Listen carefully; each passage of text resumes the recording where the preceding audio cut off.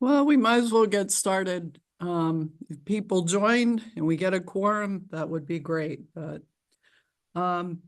so welcome everyone to the first regional housing meeting for 2025. Hope everyone had a good holiday season and Happy New Year. We'll start with a roll call. Eliza, if you could help with that. Sure can. Hold on one second. Let me just let Megan in. Okay.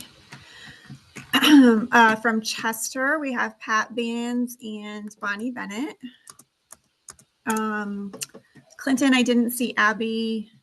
Cromwell Stewart cannot attend. Deep River, I saw Daniel Smith. Let's see. Essex, I see Carrie Duquez and Thomas Pinkowish. Hi. Keilingworth, Richard is with us. David, are you here? I'm switching back and forth between screens. From Lyme, I don't think so. I see Mark from Middletown. I see Kathy from Old Saybrook.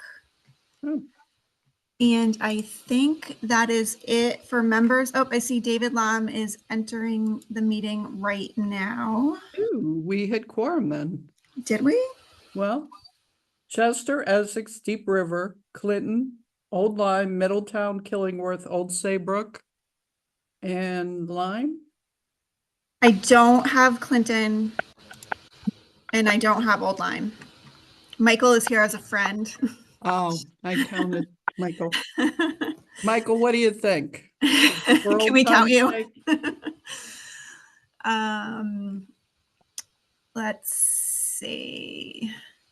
And we do have a bunch of friends. So I'm just going to look at my list right here. It looks like we have Michael from Old Lyme. Welcome back. Philip from CTOPM. Carla from Hope. Ben from CTDOH. Julie Way from Congressman Courtney's office. And in the office is Fred Williamson. I'm sorry if I missed anybody. Please speak up. If I did so, say hi.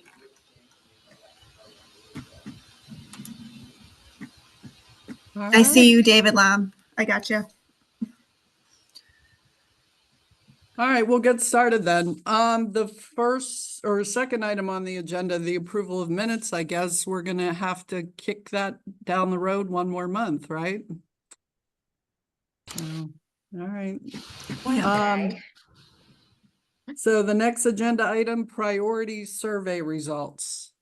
So hopefully hopefully everyone saw the survey that was sent out and was able to reply to that.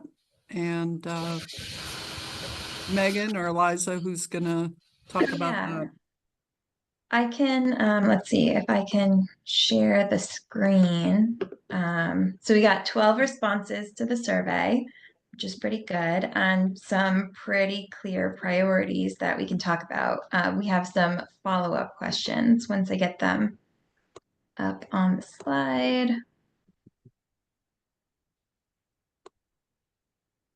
Okay. So our first question, actually, did they move? So our first question was, what is your top housing goal for next year?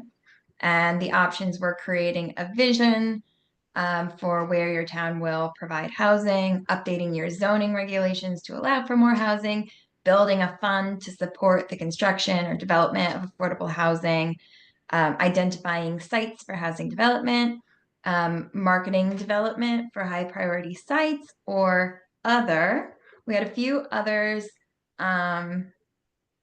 which I can't see for some reason. I'll pull those up in a second.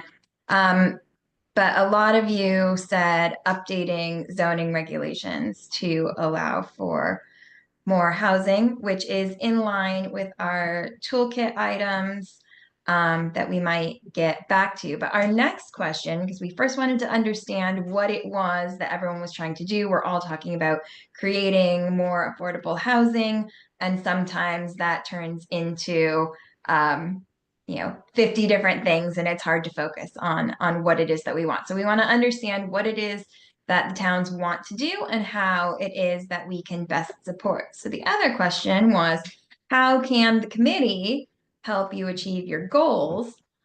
And doing public engagement and creating model regulations were the two front runners. Visioning and planning efforts were a close second, followed by data, grant opportunities, and analysis of high opportunity sites, as well as building partnerships with developers. So our follow-up questions on this. First question is, when we're talking about public engagement, we kind of want to understand from the group, what does that mean to you? Are we talking about, the committee creating tools that the towns can use for public engagement? Are we talking about the committee or RiverCog staff coming in and assisting with public engagement? Also, what kind of engagement are we talking about? Are we talking about myth busting on affordable housing? Are we talking about, visioning 101 and visual preferences and how to identify what types of housing you want to create? Are we talking about how to effectively facilitate a difficult conversation? Because depending on which direction we want this to go, I think it will point to different ways that the committee can help. So if I just stop share so that I can see everybody's faces, I think our goal would be to get a good understanding from the group of what it is that we're trying to create with public engagement. And then we can go back and try and write up some sort of a plan of action for us to start working towards that this year. So question, what kind of public engagement? To sum all that up. What are we talking about? Well, we're sort of in the middle of our public engagement. We've had a survey out for our POCD for the last several months, and we're coming to an end on that. And we're going to see what the survey results were. It was heavily skewed towards affordable housing, so we will get an idea on what the townspeople think. Can I ask, what kinds of questions were you asking in the survey? I know you said skewed towards affordable housing. Well, the questions built on each other. They were about, do you like our community? Do you like volunteer fire departments? Would you like to see firemen live in our town? Would you? And then it and then it went to, would you like to see more affordable housing? What type of affordable housing? Okay. I like that. So it's a little bit of like education and also visioning and also preference, right? Yes. Would you mind sharing the results that you get from that when you Sure, close when they're it? compiled. Yeah, Yes. I think that would be very interesting. I know some other towns are looking at surveys too. I know in Old Saybrook, they're talking about opening up another housing survey. So I would be curious if that's something that would be of interest, us kind of compiling the surveys that have been going out and maybe consolidating them or creating kind of a master survey that towns can use, if that's helpful.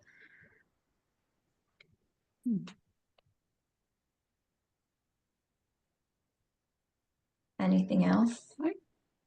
I would see some basic education pieces that probably can be shared by everyone here, that we can use in our communities, put on our websites, hand them out, use them at a public session, information session. And then having public information sessions with no decisions, just trying to get everybody's baseline knowledge to a certain level. And, I think we could use some help from from you guys on that as well, helping to facilitate those discussions? So for education, are we thinking like, data and stats around like what is affordable to people in different jobs? Are we talking like what is the face of affordable housing? Or are we talking like here's how regulations work in 830G, or here's different kinds of densities and what they might mean? Like, is it all of it? I was gonna say, you're not gonna like my answer, all of the above. Okay, that's fair. So Eliza and Susie and I had sort of a powwow of if we were to create like a master class on all the things that we think should be talked about, what would go into it? So I think that's a place we would start pulling from. So we might be prepared for that answer, even if it would take a lot. I would also add any data that you have around traffic, because that seems to be a common response of like a naysayer regarding especially affordable housing, that it's a big traffic generator. And I have not seen that as at Essex Station anyway. So just any data you have around housing and traffic would be great. There is also, I don't know if anybody is on Instagram following other planning nerds, because that's what I do in my spare time. There is an organization, they're called Streetcraft, and they do like little model videos where they'll show like, here's a really challenging intersection, or here's like this really dilapidated building. And in 30 seconds, I'm going to sketch it up for you so that you can see what would happen if we made these changes and we put little model people in it. And here's what it looks like. And here's what it looks like from above. And here's what it looks like in Street View. And it's very like quick, and also kind of, puts you in the space where you can visualize it better. I wonder if something like that with traffic data would be helpful, like some sort of a modeling something. One of the I just really want an excuse to get a program to do cool things on Instagram. I almost think we have to begin at the beginning with why do we need housing? I think that it's building an understanding, the demographic work that we've been getting from Don Pullen, but also I think what you were saying, Megan, too, in terms of what do people who work in town make? And I guess it goes to David's thought about, do you want your firemen to live in town? But I think most people in our towns, that would come out to vote or whatever, are not really thinking about their neighbors who might need this or what kind of community they want. So some demographics, what is affordable? Some of the things you covered initially, but it's really sort of building a community understanding of why this is something we should support, as sort of your master class, as a way of, because a lot of people like things the way it is, but what does that mean to our schools, to the tax structure, to some of the vibrancy of the towns as we've known them in the past?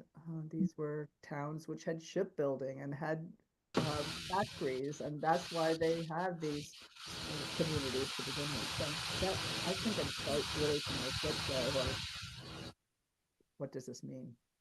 How do we build support in general for housing?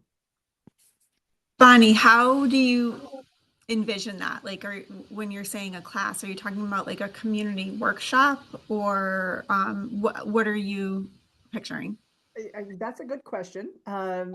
And it would be, actually, you could do a community workshop that was then captured on your website that you could then run again and have people ask questions. I don't know. It's how you reach these people, and I'm not really good at social media. So as Megan was talking about how she was watching people on Instagram or whatever, I'm not there. So, but it seems to be that's how people today are building their opposition or building their opinions, not necessarily opposition, but this is how you create community. So I would defer to the younger group of some of the people and how you would market this and how you would get people to attend. But certainly social media is one place, but in person is also, to me, still very important, but I don't know how many you pull in. I think the fact that I cited Instagram puts me like firmly in the millennial category because I didn't reference TikTok. But also, regardless of whether it's social media or not, we have had the conversation of like, people need short little sound bites, Yeah. you know, rather than these, like, someone's not going to sit down and watch an hour meeting on a video. I think that's my opinion. I think most people get turned off from that. Yeah, one thing that I will reference another project that we're working on, we're doing a TOD plan for the Shoreline East Stations and Middletown Bus Terminal.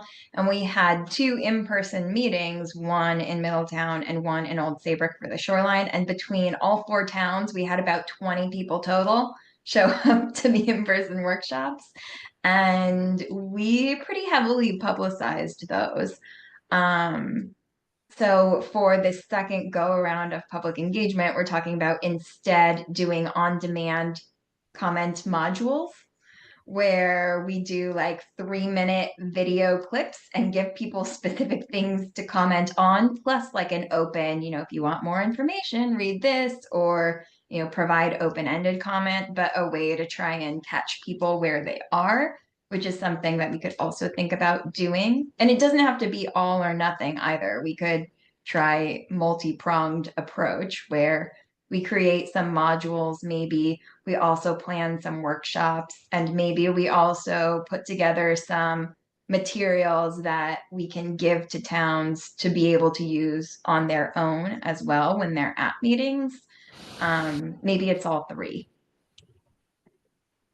Maybe an evolution. I mean, we went through this problem in the literally 80s and 90s with the lending community to define what it is and how to do it and who to connect with. And that was way before the internet. But it's hard to get people to go, as you found, to a physical meeting. If you built up, so what we decided to finally do is, hey, let's be a resource for everybody, make it accessible on our webpage, and direct people when they have inquiries, or at least we'll have that so that people can find it. So if like Rivercog had a library of short 3 to 5 minute answers on topics, things that both you and the towns thought were important, the towns can then link to that from their websites or send out emails with links to it if they can't. However, the towns implement that, that's one thing. And then you kind of have built-in seminar if you ever do one. If we had a lower, like Essex, Old Saybrook, Old Lyme, Westbrook meeting for all people of those towns, you might get 20 then in one location. I mean, I don't know, but if you do a little, like a sub-regional, you might get enough people in a quorum to make it worthwhile. I don't know, but I think it's going to be progressive and in steps. And different things pop up at different times. Like Carrie said, I can't remember what meeting was, Carrie, but people were all on traffic that month. And, that may disappear for 3 months and then come back again. Another month it was something else. So towns may have to go back to this whenever they need it as a resource. I think that'd be helpful, really helpful to the towns. Carla's had her hand up. Oh. So, well, just sort of along those lines, I think that it's a great idea to have answers and digestible information readily available. But I also think that it's important not to over-explain and spend too much time in the statistics. And I say that only because, in public policy in general, we spend 90% of our time on 5% of either the issue or the constituency.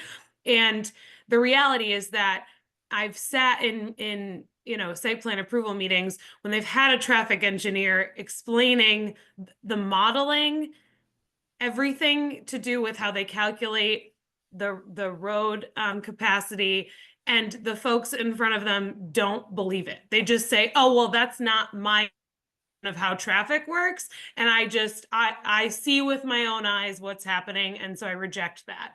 And so I think that statistics can be helpful. One that is always, I think, actually well received is on school children per unit. I think that is one that people say, oh, wait, okay, that is not at all what I thought it was. But I think also just caution folks to come from a defensive perspective and feel like you need to prove everything to everybody in the room who might have an objection is probably going to be not the best use of all of your time, right? And so I think coming at it from a not necessarily like a positive, upbeat, happy place, but coming from a place of strength of this is where things are moving out of necessity, not out of any sort of like specific agenda, but just this is what has come to fruition over the past 20 years in our region. And this is what we have as resources to do something about it. And then sort of as the questions come up,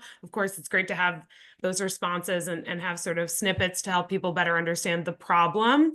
But I do think, don't, as an organization, and I think as a full group here, I don't think it's necessary to come from that defensive place anymore. And Hope's been at this for 20 years, and so we've really seen the evolution of the public dialogue around affordable housing. Well Thank you. said. Megan, is that enough feedback or? I think so. I think we have some good marching orders, and we can plan to put some ideas together for the next meeting of how we might approach it, if that's if that sounds good. So then the other bit of feedback would be on the model regulations, and sort of if we put the toolkit item sort of on the back burner as we started working on the regional housing needs assessment, and regulation updates was the other most popular idea coming out of our agenda for 2025.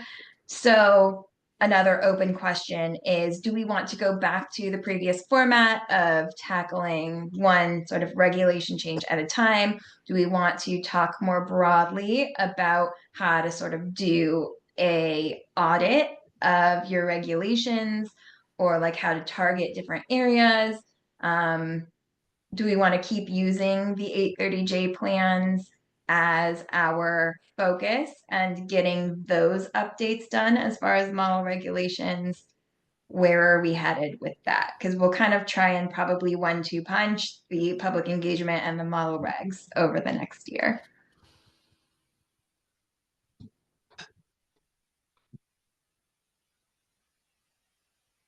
How can we help?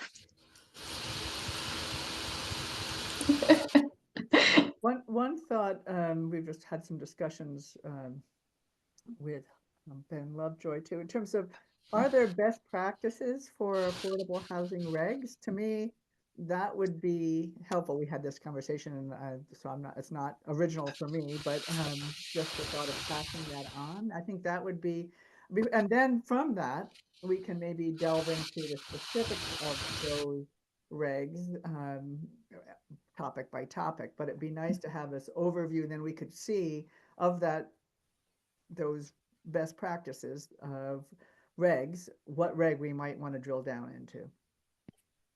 So there are definitely best practices we can pull. I think it depends on what, I'm going to turn it back around. I think it depends on what it is that you want to do. For example, if you want to focus on creating more housing in a specific vicinity, say you have a goal of wanting to improve housing opportunities near your downtown, then we would look at the regulations around the downtown, and we would say, what kind of housing do you allow? Are there opportunities to allow more housing? And then you would look at all of the regulations in that area and start looking at what you might alter in order to allow different types of housing. And then we could start pulling best practices. Say you want adaptive reuse, we would pull, although you guys have already looked into adaptive reuse, and we want to add that to our toolkit. But just as an example, say you want to allow more adaptive reuse, we could pull best practices on adaptive reuse and start pulling together what that might look like in a model reg. I think if it's too broad, it's hard to find a best practice. Well, you just named several in what you described. You talked about adaptive reuse. That's, there are model regs on adaptive reuse. There are model regs on density. There are model regs on, building height. Those are the kinds of things I'm talking about. And then from that, I mean, we could then apply, your adaptive, all those things to a particular area. But I'm just thinking that what you just listed were several areas that we could then drill down into, what are the things that other towns are doing to promote affordable housing that are, removing obstacles to more affordable housing, multifamily, and then going from there, I guess it'd be what then as a group, we could say, we want to focus on this. We want you to drill down on, downtown or adaptive reuse or whatever it might be. All right, I like that.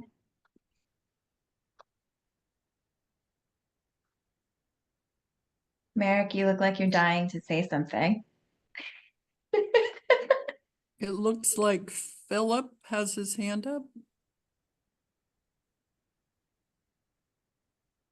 Nope, I don't have anything to say here. Oh, okay.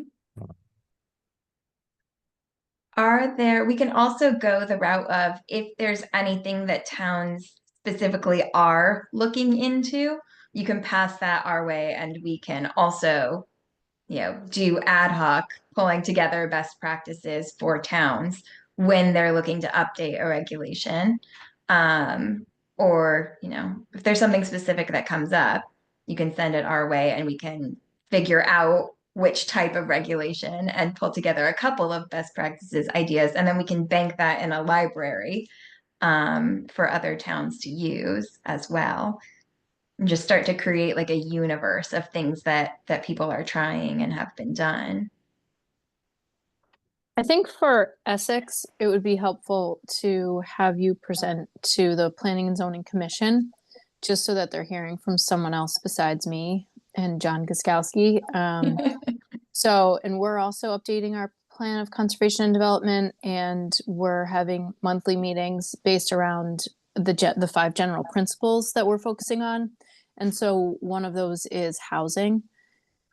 So it would be great to have someone from RiverCog come and talk with the group, and that's with the public, not just with the committee as a whole. But so I think just working with us to know kind of what strategies you'd recommend and having that toolkit would be helpful. Okay, awesome. Yeah, we're happy to participate in stuff like that too. Thank you.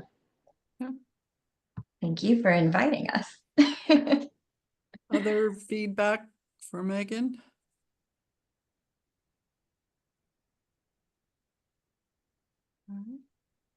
All right, I'm not seeing anyone else. So, do you have anything else for us for the survey? No, unless there is something besides those 2 items, since those came out on top, we figured we would start focusing with that. Unless there's something else that someone feels very strongly, we should also incorporate. That's probably a lot of work. Was there anything in the other? Because that was a pretty big. So there were 4 on the other. Let me see if I can pull them up. I know one of them was about identifying properties where housing cannot be built. One of them was about understanding, sorry, I can't walk and chew gum at the same time. Unless Eliza wants to jump in for me. I remember one was somebody wanted to know the number from the housing, their town's number from the needs assessment. I'm trying to remember what the other two were. Okay, I got him. I got it. Thank you.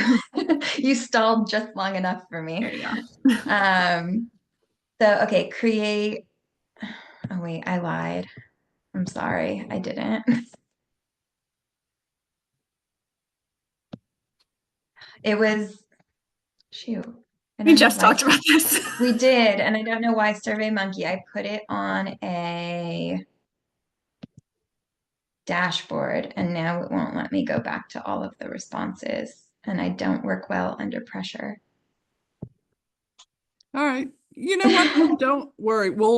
If you find it in the meeting, let us know. We'll come back to it. It wasn't like 4 of the same answer though. It was, No. yeah. All right. Why don't we move on to the next item then, the 830J goals and objectives? Yes, I am going to share my screen in a second, but basically what we've done is create a spreadsheet of all of our town's goals and objectives from your 830J plans. And we're hoping that you all can help us with a little bit of homework and just let us know where you're at with those goals. We just want to know, is it completed? Is it not started? Is it in progress? Leave us a note on the spreadsheet if you need to tell us something about it. So let me show you what that looks like. And I'm so bad at sharing my screen. Sorry.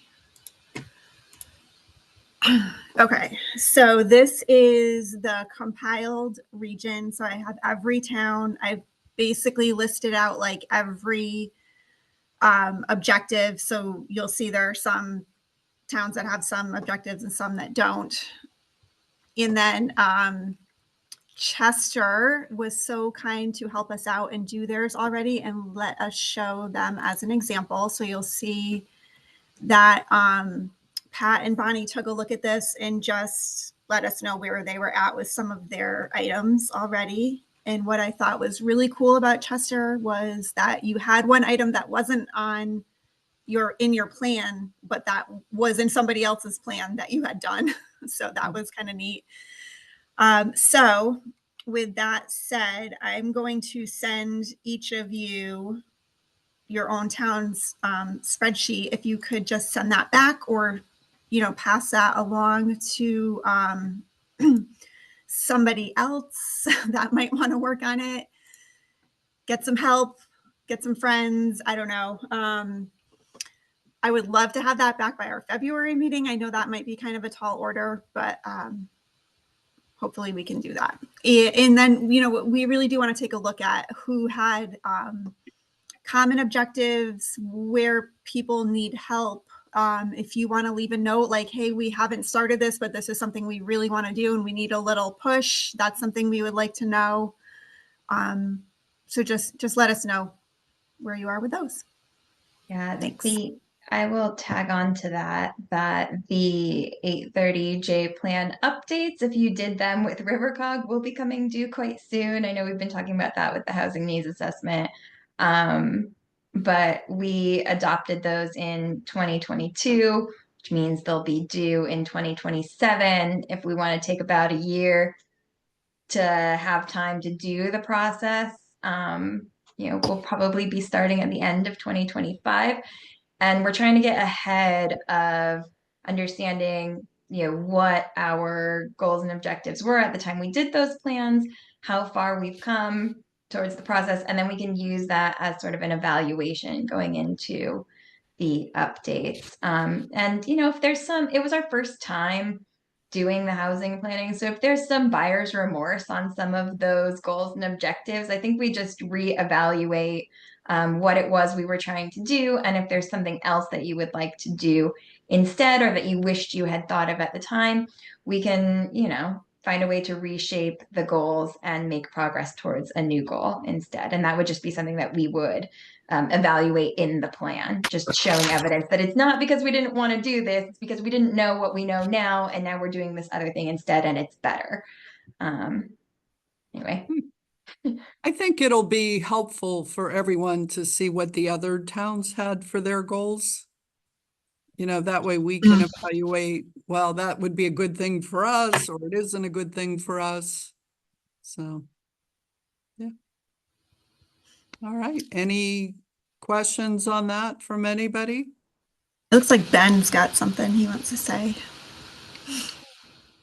Hey everyone, Ben Lovejoy, Department of Housing. I just want to remind everybody, as you're probably aware, I am managing a technical assistance program at the agency that is specifically designed to help empower municipalities to implement those 830J plans. So as you're thinking about these recommendations and what you're going to put in the plan and what you want to focus on, I just want to remind people that the program that I'm managing is designed to provide resources to support the implementation of those very goals and recommendations. As the program stands right now, it is looking to be evolving, to be a bit more stringent as far as who we accept, and who we support as far as, funding technical assistance grants for the implementation of those plans and recommendations. So, as you're going through this edit process, think about things. I know these plans are a tall order to put on municipalities. I know they're a lot of work, but I am pushing at the agency to provide resources for municipalities that really want to do something about them. And so if your goals and recommendations and your ideas for what you want to do to move your community forward is not in those plans, it is likely going to get into a space where we would not be able to provide funding if something is not enumerated in the plan itself. So I'm hoping to expand this program. I'm hoping to make it bigger. It's it's smaller right now. I'm working with a couple of municipalities in this region, but just keep that in mind as you're doing these. I'm trying to push a narrative at the agency that the municipality shouldn't, be operating on their own when it comes to the implementation of this, but that also means that there is some onus on the communities to create quality plans. And so with quality plans, we can move things forward. And I think, I just wanted to make that comment as you're all thinking about how to do this. And in reaction to some of the things that you're looking for assistance from the COG, I think public participation at the regional level is something that many of you should be pushing for the COG to do. And I do intend to sit with the COG in the near future to think about what types of resources we might be able to provide the COG to then pass along to you. So, keep that in mind also when you're working with these communities, that all of your comments help direct and shape what that potential program could be as far as what the agency can collaborate with the local COG. So just wanted to make a few comments before y'all move on. And I got some construction in the background, so I will be quiet now. Thanks, Ben. Thanks, Ben. Jenks. All right. The next item is the arena update. Congratulations, guys. So we presented this to the board at the last meeting. They did fully enthusiastically endorse our using the housing needs assessment in doing our regional housing plan update, and also in our future work in housing as we're talking about regulations, as we're talking about visioning and planning, and also as we're engaging in this legislative session on housing issues. So we have it. It's endorsed. Congratulations. Great job.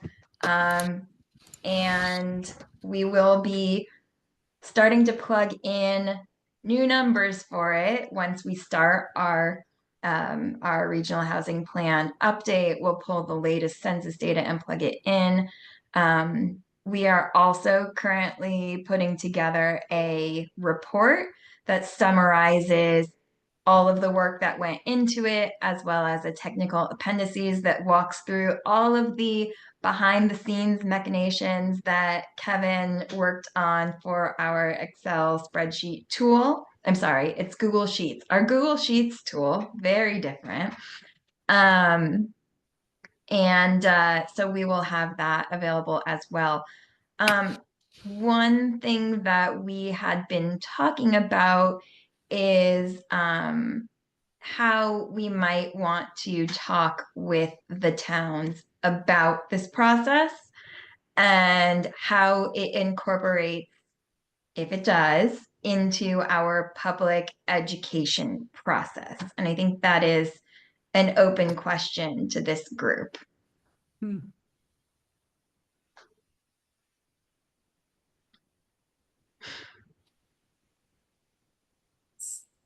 That's like a whole separate conversation.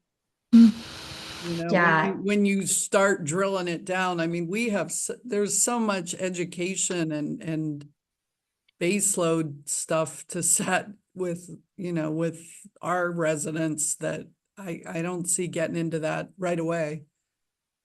I actually see, and it goes into what Carrie was saying, it seems to me that to bring the planning and zoning boards Yeah, that from would be our good. regional Yeah. towns and the select people having not just going to Chester, going to Essex, going to Green River, but somehow hosting something where you would and hopefully the P&Z chairs would select other members. But I think that's where to start. I agree with you completely, Pat, that to go to the public at large is overwhelming. But I think that to grasp what we've been working on how it impacts P&Z as well as the select people, just to give them a heads up. And Pat's here, luckily, so that you have a direct line. But I think not every town does. So to me, that's where I would begin. That makes sense. Megan, has this been shared? I mean, beyond the people from the state and in the industry on this call, has it been shared with anybody else at that level? Like the general public, or you mean like other planning and zoning commissioners, or? Just other state officials, regional officials, federal So officials. I mean, how the other who knows cogs about it? are, yeah, so the other cogs are familiar. We've shared with our other committees at River Cogs or Regional Planning Committee, and then I'm doing a presentation for Economic Development Committee, but they've been kind of following along with the process as we've been working on it. So that's still our towns. I think we've done our committees, the other cogs, and then the state departments that are on this call.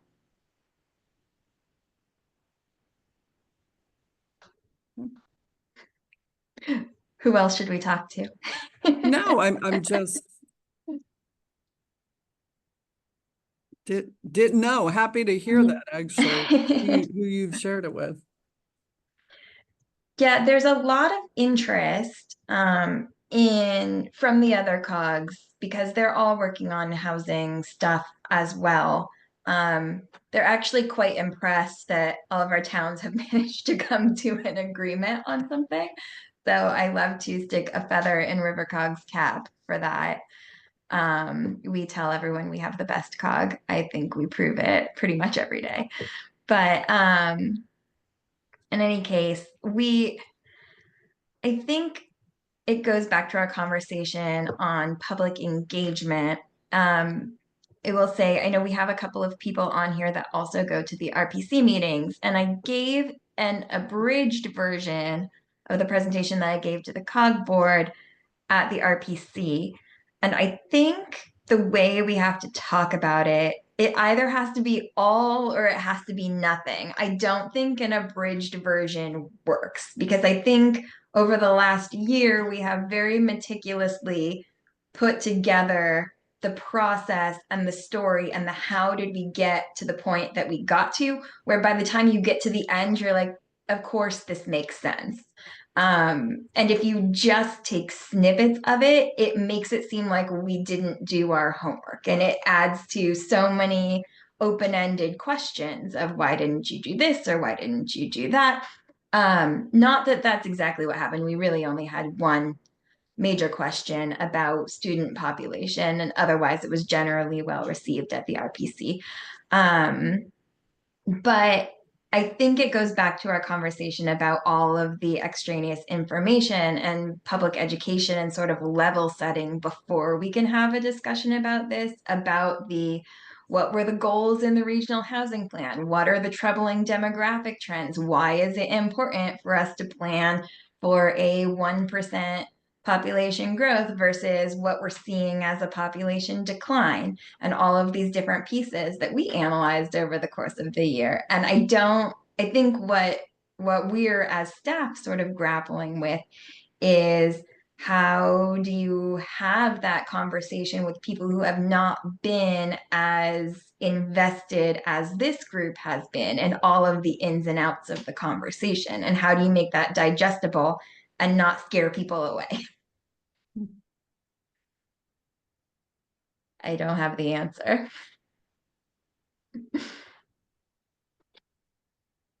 Okay. Is there any other comments or questions on that, on the RENA?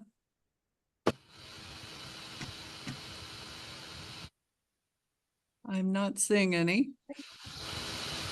All right, our next item is other. I'm not quite sure what, if you had anything under that?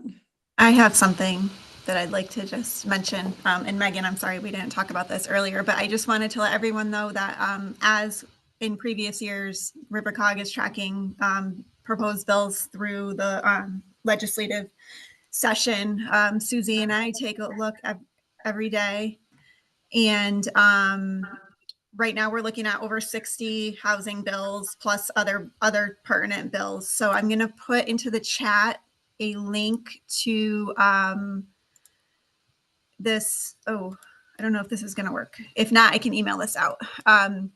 We have a bill tracking spreadsheet where we're keeping an eye on things. It's not all the bills, it's just the ones that we think are pertinent to our towns. So that's something you could take a look at as it evolves. And if anything starts happening with a little bit more meat on its bones, we'll let you know. We're still in the concept phase. The silly phase, as Sam calls it. Silly season. Silly season, yes. I think it's going to be pretty busy with that topic. From what I'm Yeah, it seeing. has been so far. Yeah. And we still haven't heard, we haven't seen all the governor's bill. There's a lot more to come, I think. Okay. Pat, I think Thomas has his hand up. Hi, yeah, I think I'm off mute. Yeah, real quickly, I think last night they mentioned that the Connecticut study that they commissioned on what the fair share housing, that was supposed to be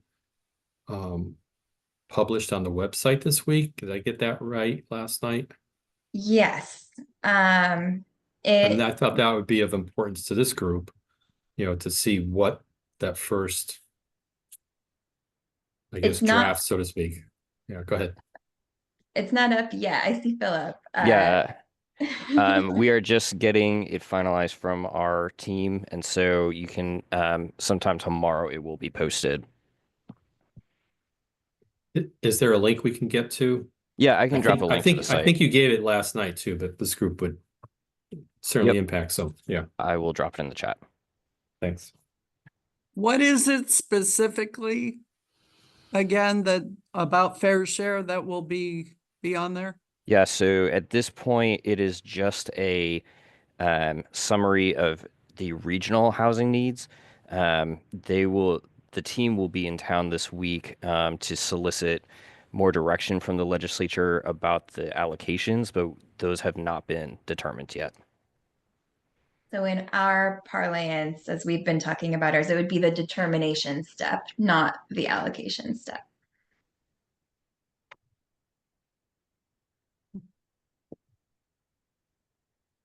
Thanks. Anyone have anything else for the good of the group? Any of our guests or visitors? Yeah, one of the things we had a planning and zoning meeting about 2 weeks ago, and one of the things we started talking about was actually density over 55 housing. I mean, they've got a long way to go, but they're trying to find properties of 10 acres or more. I don't even know if we'll find anything that'll be suitable.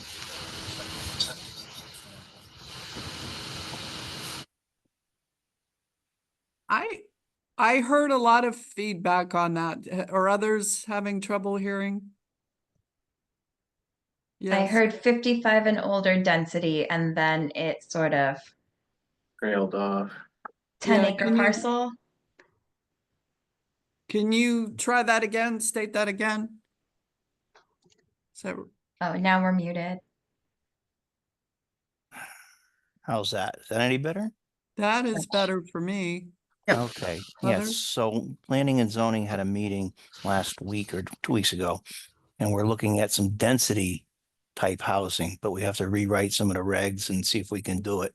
If we can even find a parcel of 10 acres or better to do it on, and then meet health guidelines, because we're so soil driven up in Killingworth.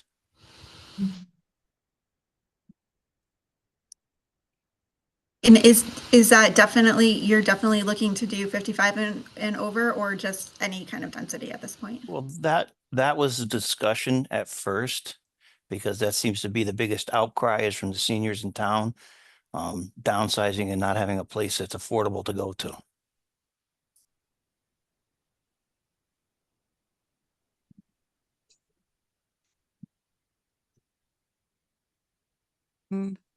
Have anything else they'd like to share or bring up?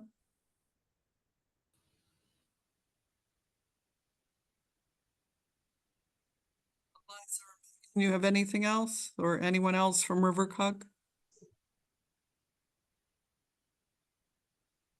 All right, I guess I'll entertain a motion to adjourn. Or you can just adjourn us because we don't have quorum. We don't have a quorum. Gosh, hope we do. These things, these administrative things are piling up here. So. All right, well, meeting adjourned. Next meeting date, do you? February 25th. February 25th. Is there any discussion about whether, you know, all virtual or some sort of hybrid? Have we discussed that, like going forward, how the format of the meetings? So I think they have different, you know, different dynamics when it's in person versus virtual.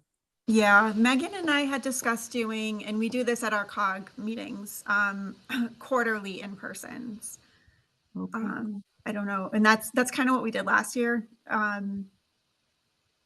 If anybody else feels one way or the other, please let us know. We can make the quarterly one special when we plan out our future work for the year. By special, do you mean snacks? Of course we mean snacks. We could even do themed snacks if we wanted.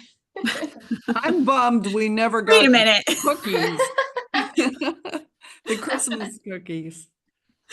Some people came by. I put out bags and platters if people wanted to come and collect cookies. We had a fully stocked freezer for a while at We Rivercog. did. I was gonna say maybe we could do a do-over on that one. But We ate them all though. We once had a rhubarb party at Rivercog, so you know we're open to themed events. all right, well, as always, thank you for all you do for us. And thanks to those who participated today, and we'll talk to everyone next month. Stay warm. Thank you. Thanks, Bye-bye. everyone. Thanks. Take care.